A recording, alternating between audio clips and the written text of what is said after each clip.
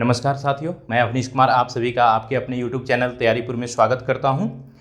इस क्लास में हम लोग बात करेंगे पियाजे के मोरल डेवलपमेंट जो थ्योरी उन्होंने दी है उसके बारे में। मोरल डेवलपमेंट थ्योरी ऑफ पियाजे। देखिए, कोलबर्ग ने भी एक मोरल डेवलपमेंट थ्योरी को प्रपोज दिए थे, लेकिन वो किससे इंस्पायर्ड थे? तो वो कहीं ना कहीं इंस्पायर्ड किससे थे? पियाजे के ही मोरल डेवलपमेंट जो थ्योरी थी उससे वो इंस्पायर्ड होकर के ही अपनी थ्योरी दी है। और इन्होंने अपना थ्योरी काफ़ी शॉर्ट दिया, प्रिसाइज वे में दिया था। और बाद में क्या हुआ कि इन्होंने अपने थ्योरी जहाँ पे इन्होंने दिया कुछ पॉइंट्स को इन्होंने मेंशन करा, और उसके बाद क्या हुआ, इनका इंटरेस्ट जो था, जो फील्ड था, वो चेंज कर लिए और चले गए कहाँ पे? कॉग्निटिव डेवलपमेंट पे। इसीलिए इनकी जो पियाजे की जो मोरल डेवलपमेंट थ्योरी है वो बहुत छोटा थ्योरी है, ठीक है। और इनका जो विस्तृत काम है जिसके लिए आप पियाजे को जानते हैं वो थ्योरी कौन सा था? कॉग्निटिव डेवलपमेंट थ्योरी, ठीक है। तो आइए थोड़ा सा जान लेते हैं क्योंकि क्वेश्चंस आ जाते हैं एग्जाम में, ठीक है।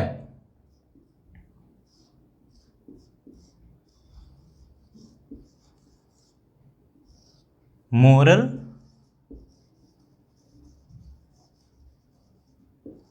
डेवलपमेंट थ्योरी ऑफ पियाजे, ठीक है। पियाजे जानते हैं आप, स्विट्जरलैंड के मनोवैज्ञानिक थे। इन्होंने बहुत काम किया है, इन्होंने कॉग्निटिव डेवलपमेंट पे काम किया है, मोरल डेवलपमेंट पे काम किए हैं। इन्होंने बीने जो इंटेलिजेंट कह सकते हैं कि इंटेलिजेंट, जब आप चैप्टर पढ़ेंगे इंटेलिजेंस, उसमें जो थ्योरी है और जो फर्स्ट टेस्ट को डेवलप करने वाले जो थे बी ने, उनके साथ भी इन्होंने काम किया है। तो इन्होंने बहुत फील्ड में काम किया है, लेकिन मेनली आप जानते हैं इनको किससे? कॉग्निटिव डेवलपमेंट से, और ठीक है। और मोरल डेवलपमेंट में भी इन्होंने काम किया है जिसके बारे में हम लोग इस क्लास में पढ़ेंगे, ठीक है। तो आइए देखते हैं इन्होंने मोरल डेवलपमेंट के बारे में क्या बातें करी। इन्होंने मोरल डेवलपमेंट के बारे में कुछ बातें करी। इन्होंने बताया कि एक बच्चा जो होता है वो कैसे सही गलत को समझ पाता है। क्योंकि मोरालिटी क्या होता है? मोरालिटी का मतलब होता है सही और गलत को समझने की अंडरस्टैंडिंग डेवलप करना, समझना, ठीक है।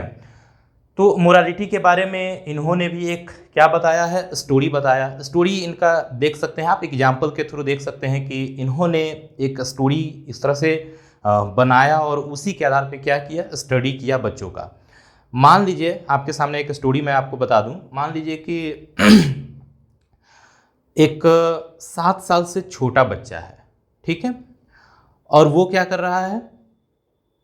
मान लीजिए वो कप या चाय लेकर के ट्रे में जा रहा हो और उससे वो कप प्लेट क्या हो, हाथ से छूट जाए, किसी भी कारण से, पैर में ठेस लगने की वजह से, या किसी से टकरा जाने की वजह से, या अचानक से हो सकता है अंधेरा हो जाए, लाइट कट जाए, या कोई भी कारण ऐसा हो जिससे कि स्लिप कर जाए, जहां वो इंटेंशन उसका नहीं हो गिराने का या गलती करने का, वो अपने आप हो जा रहा हो, कह सकते हैं दुर्घटना, दुर्भाग्यवश। तो मान लीजिए गिरा हाथ से और सारे कप टूट गए, ठीक है। अब क्या हुआ कि एक तो ये केस हुआ। दूसरा केस मान लीजिए कि एक बालक है, वो भी 7, 8, 10 साल का बालक है, और वो क्या करता है कि गुस्सा में आकर के एक कप को लेकर के, मान लीजिए वो बच्चा आपने उसको चाय दे दिया, वो पी रहा है और उसको गुस्सा आया और उसने किसी बात को लेकर के गुस्सा हुआ और उसने कप को पटक दिया, फोड़ दिया। अब देखिए, अब दोनों मान लीजिए कि केसेज हुए, सॉरी बच्चे से नहीं, मान लीजिए कि अगर ज़्यादा एज के बालक हो, 10 साल, 15 साल, 20 साल के बालक से इस तरह की घटनाएं घटती हैं। जब आप एक 8 से 10 साल के बालक से जब आप पूछेंगे कि दोनों में गलती किसकी ज़्यादा है, तो क्या होगा? एक बालक जो 7 साल 8 साल से छोटा है उसका अलग आंसर होगा, और एक जो बालक है जो 10 साल से ऊपर का है उसका क्या होगा? अंडरस्टैंडिंग, उसका सही गलत को समझने की एबिलिटी जो होगा वो बिल्कुल अलग होगा। आपको आंसर भी उसका अलग मिलेगा। जैसे 7-8 साल का बालक होगा, उससे छोटा बालक होगा, तो वो क्या बोलेगा कि चूंकि उसने ज़्यादा कप को क्या किया है? डैमेज किया है, तोड़ा है, ठीक है। वो ये नहीं देखेगा कि कैसे हुआ है, बाय मिस्टेक हुआ है, वो नहीं देखता। वो कहीं ना कहीं देखता है कि आपने कितना क्षति पहुंचाया है। उसके आधार पे वो मोरालिटी को जज करता है, आपको उसके आधार पे ही वो क्या करेगा, पनिशमेंट भी देने के लिए कहेगा कि उसने 6 या 7 कप तोड़े हैं और ये कहेगा कि उसने सिर्फ 1 कप तोड़े हैं, इसीलिए गलती किसकी ज़्यादा है, जिसने 6-7 कप तोड़े हैं उसकी गलती है।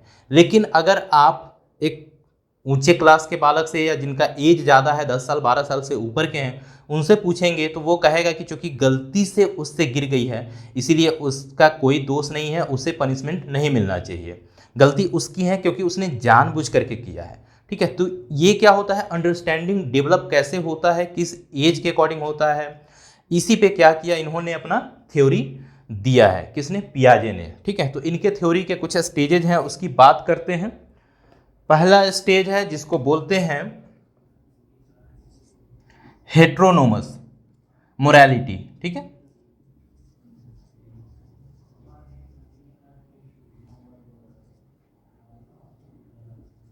मोरालिटी। दूसरा जो स्टेज है उस वो बोलते हैं उसको ऑटोनोमस।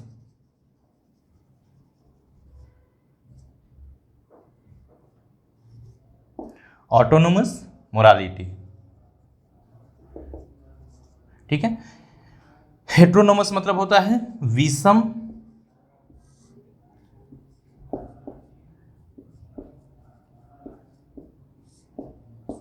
ये होता है स्वायत्त नैतिकता।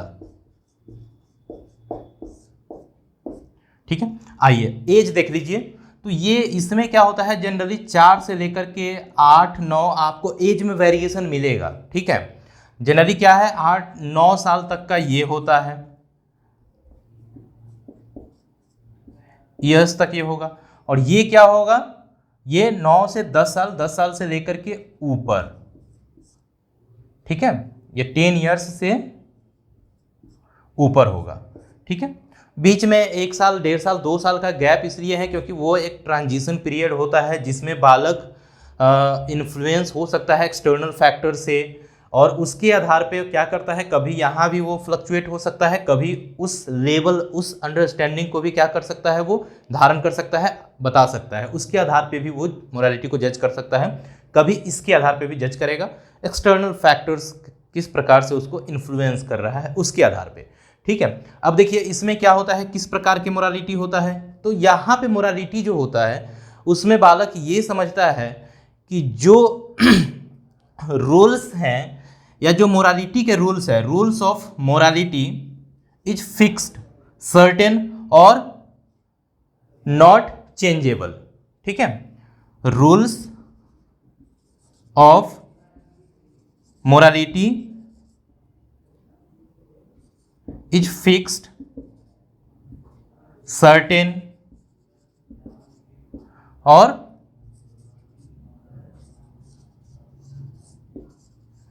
नॉट चेंजेबल या अनचेंजेबल।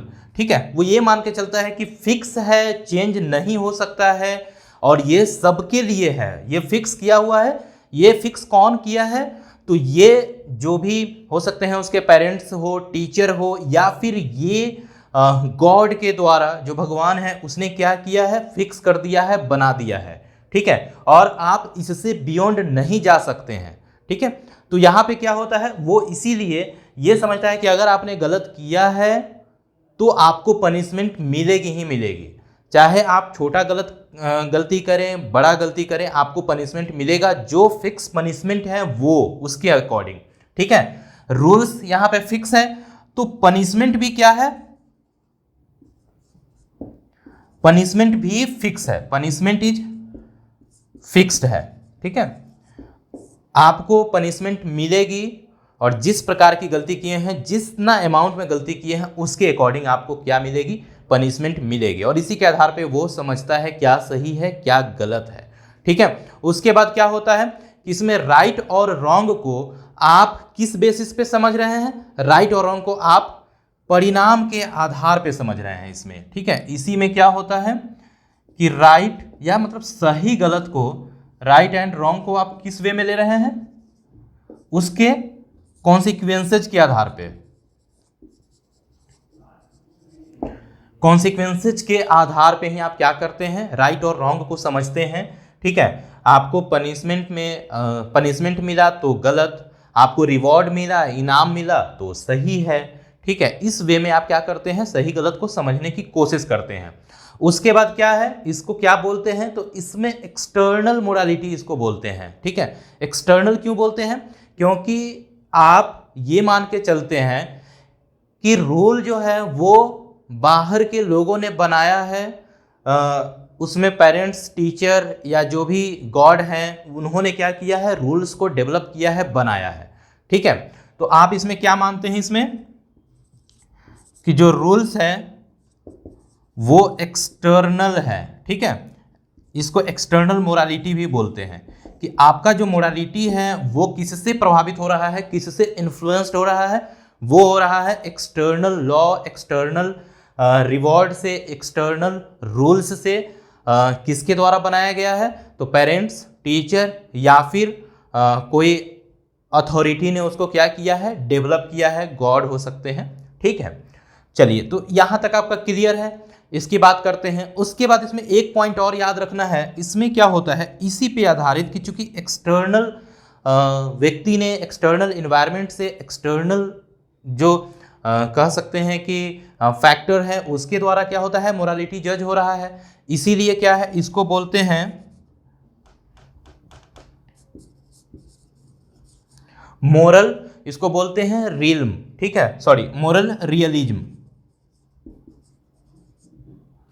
ठीक, तो ये इसमें क्या होता है कि चूंकि चेंज नहीं हो सकता है, ये चेंज नहीं होता है, ये फिक्स होता है। और इसमें आपको क्या ध्यान रखना होता है कि आप जो भी सही गलत समझ रहे हैं वो परिणाम के आधार पर समझ रहे हैं। जैसे आपने किस अमाउंट में कितना गलती करा, उसके लिए आपको कितना पनिशमेंट मिला है, और रिवॉर्ड किस प्रकार का मिल रहा है, उससे आपको पता चलता है कि आपने किस लेवल का जो आचरण था, जो बिहेवियर था, उसने आपको शो किया, किस तरह का आपकी क्या थी, एक्टिविटी थी, उस पर डिपेंड करता है। मान लीजिए कि आपने कुछ अच्छा काम किया और आपको थोड़ा सा, मान लीजिए रिवॉर्ड के रूप में आपको थोड़ा कुछ ऐसा चीज़ मिला जिसको आप बहुत ज़्यादा पसंद भी नहीं करते थे, लेकिन आप चाहते थे कि मिल जाए, कुछ तो मिले।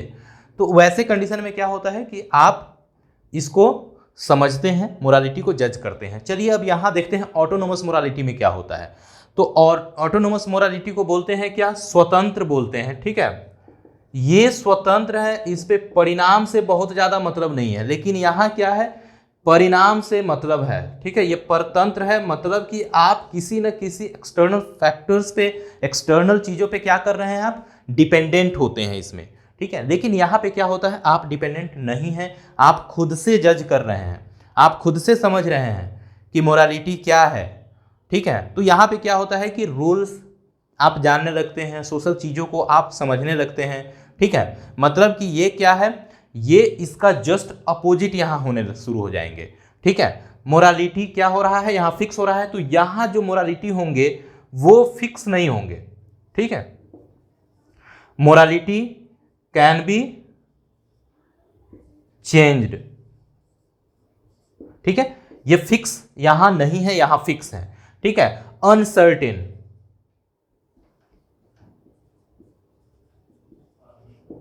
सर्टेन नहीं है, फिक्स नहीं है।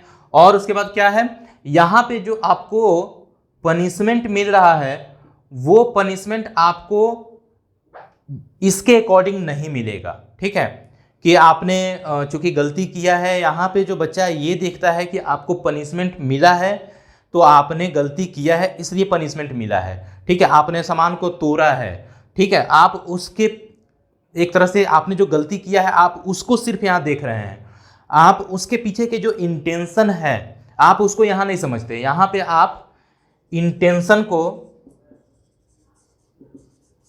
नहीं समझते हैं। ठीक है, इंटेंशन यहाँ पे आप नहीं समझ पा रहे हैं कि अगर गिर गया, कप टूट गया, तो हो सकता है कि स्लिपरी जो फ्लोर था उसकी वजह से पैर स्लिप हुआ और गिर गया, टूट गया, या फिर कोई दौड़ता बच्चा आया और उससे टक्कर लगने की वजह से गिर करके टूट गया, या फिर किसी कारण से जो वो नहीं चाहता था इसकी वजह से भी टूट सकता है कि आप चाह नहीं रहे थे, फिर भी क्या हुआ, किसी न किसी एक्सटर्नल फैक्टर की वजह से आपका वहाँ पे एक एक्सीडेंस हुआ और उसकी वजह से क्या हुआ, वो टूटा। ठीक है, तो यहाँ पे क्या होता है इंटेंशन मायने रखता है। आप इंटेंशन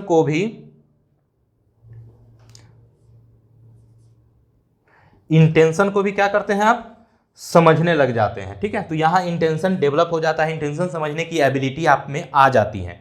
ठीक है, उसके बाद क्या होता है कि यहां पे जो मोरालिटी होगा वो क्या होगा, इंटरनल होगा, इंटरनल मोरालिटी। ठीक है, इंटरनल मीन्स कि आप अपना भी क्या कर रहे हैं, आप कह सकते हैं कि अपना नॉलेज आप अप्लाई कर रहे हैं, आप उसके पीछे के इंटेंशन को समझ रहे हैं, जानने की कोशिश कर रहे हैं। इसी की वजह से क्या होता है, यहाँ पे मोरालिटी जो होता है वो इंटरनल होता है।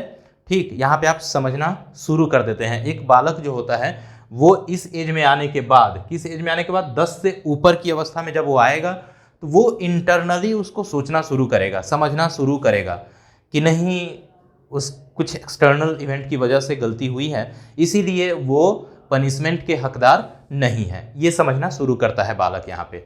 ठीक है, चलिए आगे इसमें देख लेते हैं। जनरली इसमें यही है, इस थ्योरी में बहुत ज़्यादा नहीं है।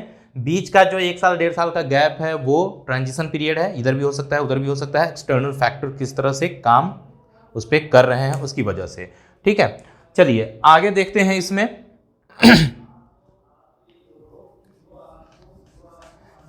देखिए जनरली यहाँ पे 2 स्टेजेस की बातें होती हैं, लेकिन इसके अंतर्गत 4 लेवल की भी बातें हुई हैं, 4 स्टेजेज और 4 टाइप ऑफ मोरालिटी की बातें होती हैं, उसके बारे में भी हम वहाँ थोड़ा डिस्कस कर लेते हैं। ठीक है, जिसमें पहला क्या है, पहला है उसको बोलते हैं एनोमी।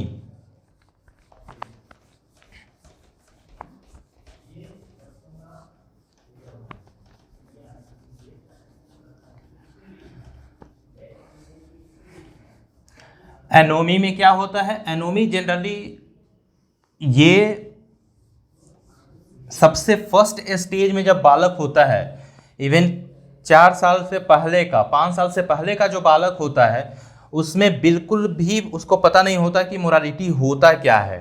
ठीक है, वहाँ पे क्या होता है, कॉन्सिक्वेंसेज को भी वो क्या करता है, एसोसिएट नहीं कर पाता है मोरालिटी से। ठीक है, अनियमितता होती है, कभी समझेगा कभी नहीं समझेगा। इसीलिए आप देखते होइएगा कि एक बच्चा को आप मारते हैं किसी भी गलती काम के लिए, तो अगली बार फिर भी वो गलती काम करता है। कभी हो सकता है कि सही भी कर दें, कभी फिर से हो सकता है कि उसी चीज़ को रिपीट भी कर दे वो। ठीक, मतलब अनियमितता होता है। ठीक है, एनोमी में, जिसको अनियमितता का अवस्था बोलते हैं। ठीक है, अनियमितता होती है ये बिलो 5 ईयर्स में। ठीक है, मोरालिटी बहुत ज़्यादा वहाँ डेवलप नहीं हुई होती है, इतना आपका डेवलप नहीं हुआ है बौद्धिक क्षमता की, आप चीज़ों को समझे। ठीक है, तो ये होता है। दूसरा जो स्टेजेस है उसको बोलते हैं हेट्रोनॉमी। हेट्रोनॉमी वही है जिसके बारे में आप देखे हैं कि क्या होता है, एक्सटर्नल फैक्टर की वजह से रूल्स जो बने हैं या जो पनिशमेंट आपको दिए जा रहे हैं वो फिक्स है। ठीक है, तो विषम क्या होता है, विषम कह सकते हैं अधिकार। ठीक है, चलिए अगला चलते हैं। तीसरा जो इसमें स्टेजेज और अवस्था की बात होती है या टाइप की बात होती है वो होती है हेट्रोनोमी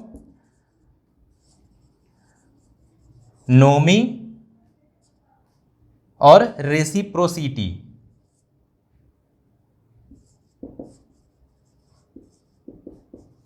ठीक है, इसको बोलते हैं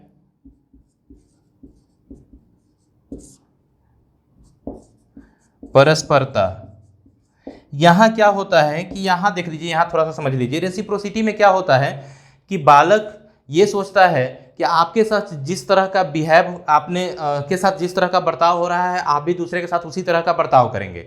अगर आपके साथ कोई अच्छा काम करता है तो आप भी उसके साथ क्या करने की कोशिश करते हैं, बेहतर बिहेव और उसके साथ अच्छा बर्ताव करने की कोशिश करते हैं। एक तरह से जैसा मैंने बताया था, टीट फॉर टैट का स्टेज है ये। जो सेकेंड स्टेज मॉडल डेवलपमेंट की बातें हुई थी हेडोनिस्टिक में, कोलबर्ग के थ्योरी में, वो उसी के अकॉर्डिंग ये भी है। रेसिप्रोसिटी यहाँ होती है कि आपको लगता है कि आपने कुछ गलत किया और जैसे मान लीजिए कि आपने क्लास में क्या किया, किसी बच्चे का आपने पेंसिल चुरा लिया या पेन चुरा लिया, या उसके साथ आपने क्या किया, लड़ाई झगड़ा कर दिया, और जैसे ही आप सीढ़ी उतर रहे होते हैं क्लास से निकल के और आप स्लिप करके गिर जाते हैं, तो आपको लगता है कि आपने उसके साथ कुछ गलत किया है, इसीलिए आपके साथ भी गलत हो गया है, आपको उसकी ही सज़ा मिली है। ये इसी स्टेज में बच्चा समझता है और इसी के अकॉर्डिंग क्या होता है, मोरालिटी को समझता है और उसके अकॉर्डिंग ही क्या करता है, वो बिहेव करता है आगे। ठीक है, गलत करने की नहीं चाहता, वो नहीं सोचता। ठीक है, और ये जो होते हैं ये बहुत सारे हम देख सकते हैं एडल्ट में, एडोलेसेंस पीरियड में भी कभी कभी आपको इस तरह का रियलाइज होता है। जनरली आप कहते सुनते होंगे कि आप अगर कुछ बुरा करेंगे तो आपके साथ भी क्या होगा, बुरा होगा। ये इसी स्टेज के इन्फ्लुएंस की वजह से इस तरह के स्टेटमेंट निकलते। ठीक है, चलिए चौथे में चलते हैं। चौथा है आपका ऑटोनोमी। ठीक है, ऑटोनोमी क्या होता है, स्वशासित, जहां पे आप इंटरनली सोचते हैं, खुद से सोचते हैं। इंटरनल यहाँ पे जो मोरालिटी होता है वो इंटरनली क्या होता है, आप उसको जज करते हैं, आपको लगता है कि हाँ सही है तो सही है, और आप यहाँ पे क्या होते हैं, इंटेंशंस को ध्यान में रखना शुरू कर देते हैं। आप इस यहाँ पे आप क्या होता है, इंटेंशंस के आधार पे आप मोरालिटी को जज करते हैं कि आपने कोई आपके साथ काम हुआ या आपने कुछ किया है, उसके पीछे क्या इंटेंशन है। ठीक है, आपसे कुछ गलत हो गई है तो क्यों गलत हो गई है, तो इंटेंशंस को यहाँ पे ध्यान रखना शुरू करते हैं।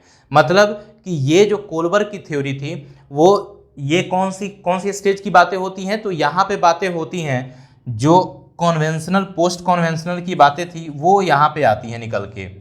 ठीक है, कन्वेंशनल लेवल की बातें होती हैं कि आप इंटेंशंस को देख रहे हैं कि हाँ अगर किसी व्यक्ति को बचाना है तो व्यक्ति को बचाना, उसकी जान ज़्यादा अहमियत रखती है, न कि रूल्स और रेगुलेशन। आप रूल्स रेगुलेशन से बियॉन्ड जाकर के भी क्या कर सकते हैं, इंटरनली और अपने कॉन्साइंस के आधार पे क्या करते हैं, आप मोरालिटी को जज करते हैं।